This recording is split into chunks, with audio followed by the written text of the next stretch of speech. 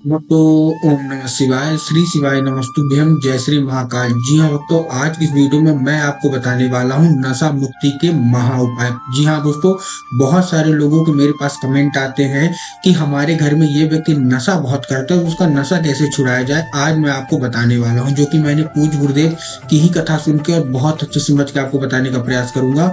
बहुत सारी महिलाएं परेशान रहती कि उनका जो पति है, उनका बेटा है, भाई है, भतीजा है, वो बहुत ज्यादा नशा करता है, उसका नशा छूट ही नहीं रहा। आपने कोशिश बहुत ज्यादा कर ली कि उसका नशा छुड़ाया जाए, लेकिन वो नशा छोड़ने का नाम ही नहीं ले रहा। आपने बहुत ज्यादा उसकी दवाई भी करवा ली, बहुत ज्यादा पैसा भी खर्च कर लिया, लेकिन उसका जो नशा है वो समाप्त होने का नाम नहीं ले रहा। आपके जीवन में और आपके घर में कलह मची हुई है।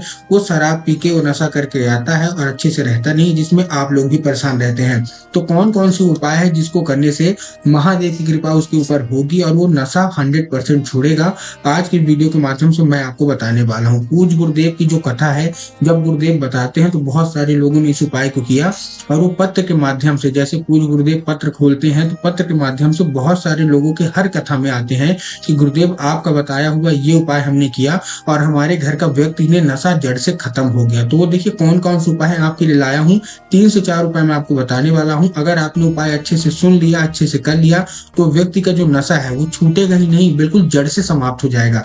तो कैसे क्या करना है, उसको कैसे करना है, देखिए पहला जो मैं आपको उपाय बताने वाला हूँ वो आपको उसी व्यक्ति से कराना है, और उसके बाद जो अगला उपाय है, उसके बाद जो 2-3 और हैं वो आपको खुद करना है। क्योंकि जो लोग नशा करते हैं उनका पूजा पाठ में तो मन लगता नहीं है। तो आपको कैसे क्या करना है चलिए बताते हैं। लेकिन उससे पहले, चैनल पर पहली बार आए हैं तो वीडियो को कर दें लाइक और चैनल को कर लें सब्सक्राइब, ताकि पूज्य पंडित प्रदीप जी मिश्रा के रोज नए नए उपाय सबसे पहले आपको प्राप्त हो सके। तो देखिए जो हमारा पहला उपाय है उसमें आपको करना क्या है, उसको देना है 1 काली तिल। जो व्यक्ति नशा करता है उसको देना है 1 काली तिल। कितने? 1 से 1.5 महीना लगातार 1 काली तिल देना है। और 1 काली तिल आपको रोज सुबह मतलब शिव मंदिर में जाके उसको भेजना कि तुम शिव मंदिर जाओ 1 काली तिल लेके। काली तिल लेके शिव मंदिर पहुंच गया, अब क्या करना है, आपको दक्षिण दिशा में उसको खड़ा करवा के उत्तर की ओर मुख करवा लेना। उत्तर की ओर मुख का मतलब क्या है कि जिधर से जलाधारी के जल नीचे गिरता है उधर उसका चेहरा होना चाहिए। अब उसको एक नाम लेके, कौन सा? महादेव का बहुत सारे अपने नाम सुने होंगे, जैसे कुंदकेश्वर महादेव सुना होगा, चंद्रमौली महादेव सुना होगा, ठीक है। उसके बाद बटकेश्वर महादेव सुना होगा, लेकिन ये वाला जो नाम है वो अलग है। कौन सा नाम लेना है? श्रमभेश्वर महादेव। महादेव का बहुत ही सुंदर सा नाम है, श्रमभेश्वर महादेव। तो आपको क्या करना है, 1 काली तिल, केवल और केवल 1 काली तिल 1 से 1.5 महीने, मतलब लगातार 1 दिन बस करके नहीं छोड़ना है। केवल और केवल 1 काली तिल 1 से 1.5 महीने शंभेश्वर महादेव का स्मरण करके शिव जी पे अर्पित करवा देना। पूज्य गुरुदेव कहते हैं कि महादेव इतने सरल हैं कि अगर उस व्यक्ति ने केवल इतना ही कर दिया तो उसका जो नशा है वो जड़ से समाप्त हो जाएगा। कभी जीवन में वो दोबारा नशा करने का सोचेगा ही नहीं। तो अगर आपके भी घर में कोई ऐसा व्यक्ति है जो बहुत ज्यादा नशा करता है तो ये उपाय उसको अवश्य रूप से करवा लेना है। अब लेकिन जैसे मैंने आपको पहले बताया कि जो व्यक्ति नशा करता है वो पूजा पाठ में उसका मन लगता नहीं, वो कोई उपाय करेगा नहीं, तो आप उसका नशा कैसे छुड़वाएं, अब हम उसकी बात कर लेते हैं। 3 उपाय मैं आपको बताने वाला हूँ, तीनों उपाय ध्यान से सुनिएगा। जो पहला उपाय है बहुत ही सरल सा उपाय है। इस उपाय में आपको चाहिए 1 बेलपत्र और 1 लोटा जल। देखिए क्या चाहिए, 1 बेलपत्र चाहिए और 1 लोटा जल। जो आप 1 लोटा जल ले रहे हो उसमें आपको ध्यान रखना है कि जो 1 लोटा जल है वो आपके घर का होना चाहिए, मंदिर का नहीं होना चाहिए। बहुत सारे लोग गलती क्या करते हैं कि मंदिर से जाके जल ले लेते हैं, ठीक ना। पूज्य गुरुदेव हमेशा कहते हैं कि आप जो जल है वो अपने घर से लेके जाइए, ठीक। अब आपने तांबे के लोटे में भी ले जाना है, आपको स्टील के लोटे में नहीं ले जाना। तांबे के लोटे में आपने अपने घर का 1 लोटा जल ले लिया। उसके बाद आपको क्या करना है, 1 बेलपत्र, जैसा मैंने आपको बताया बेलपत्र, ध्यान रखिएगा कि बेलपत्र कहीं से भी कटा फटा नहीं होना चाहिए, कहीं से भी खंडित नहीं होना चाहिए। बहुत सारे लोग बेलपत्र 1 पत्ती वाला ही बेलपत्र ले लेते हैं, तो आपको उससे बचना है। बेलपत्र अच्छा होना चाहिए, साबुत होना चाहिए और हरा होना चाहिए, मुरझाया हुआ भी नहीं होना चाहिए। इस चीज का आपको ध्यान रखना है। अब आपको क्या करना है, वो जो बेल पत्र और 1 लोटा जल लेके पहुंच जाना है शिव मंदिर। अब आपको क्या करना है, दक्षिण दिशा में खड़े होना है और उत्तर की ओर मुख हुआ जिधर जलाधारी है, ठीक। अब आपको क्या करना है, 1 बेलपत्र शिव जी पे अर्पित करना है और क्या करना है, आपको 1 लोटा जल उसी के ऊपर से शिव जी पे अर्पित करना है, ठीक। अब क्या करना है, बाबा से उस औषधि के रूप में कि बाबा इस कृपया करके हमको औषधि के रूप में दे दीजिए, ठीक।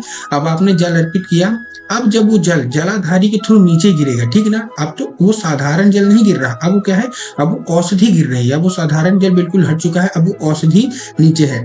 अब आपको क्या करना है, जलाधारी के नीचे आपको कोई दूसरे पात्र में, कोई भी कटोरी हो, ग्लास हो, आपको उस दूसरे पात्र में आपको भर लेना है। अब वो क्या हो गया, अब वो औषधि बन गई।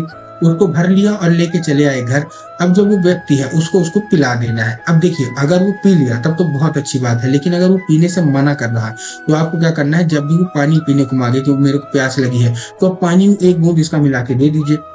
जब भी वो चाय मांगे कि हमको चाय चाहिए, तो आप चाय तो दीजिए लेकिन एक बूंद इसका भी दे दीजिए। पूज्य गुरुदेव कहते हैं कि मात्र 1 से 1.5 महीना के अंदर मतलब उसकी जो औषधि है उसके अंदर जाने लगेगी, तो उसका जो नशा करने की जो क्षमता है वो कम होने लगेगी और वो नशा से बिल्कुल घृणा करने लगेगा। ये उपाय मैं आपको जो बता रहा हूँ, ये केवल नशा छुड़ाने का नहीं है, नशा बिल्कुल जड़ से खत्म करने का उपाय है। उसका जो नशा है वो नशा के बारे में दोबारा कभी सोचेगा ही नहीं। तो ये आपको अवश्य रूप से कर लेना है।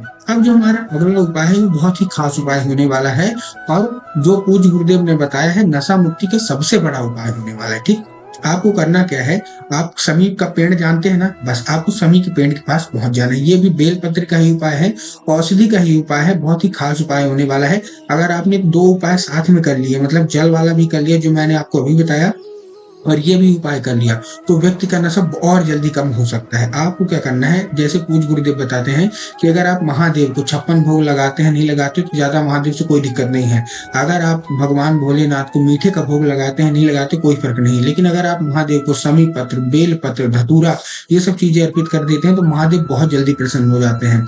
आपको क्या करना है इस उपाय में, आपको समी के पेड़ के नीचे जाना है। ठीक, अब समी का जो वृक्ष होगा उसके नीचे आप पहुंच गए। अब आपको वहाँ पार्थिव शिवलिंग बनाना है। पार्थिव शिवलिंग का मतलब क्या है, मिट्टी का जो शिवलिंग बनता है ना, आप जानते भी होंगे। आपको क्या करना है, पार्थिव शिवलिंग आपको बना लेना है।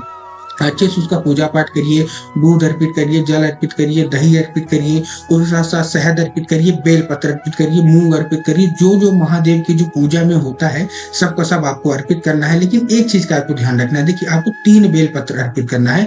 बेल पत्र साबुत होनी चाहिए। मैं फिर से बता रहा हूँ, देखिए हर उपाय में मैं आपको यही चीज बोलता हूँ कि कहीं से कटी फटी नहीं होनी चाहिए, साबुत होनी चाहिए। क्योंकि पूज्य गुरुदेव बोलते हैं कि महादेव को मनाना जितना सरल है, महादेव उतना जल्दी क्रोधित भी हो जाते हैं। तो आपको महादेव को क्रोधित नहीं करना। आपको क्या करना है, सिंपल सा आपको सब चीजें अर्पित करना। उसमें 3 बेल पत्र भी अर्पित कर दिया।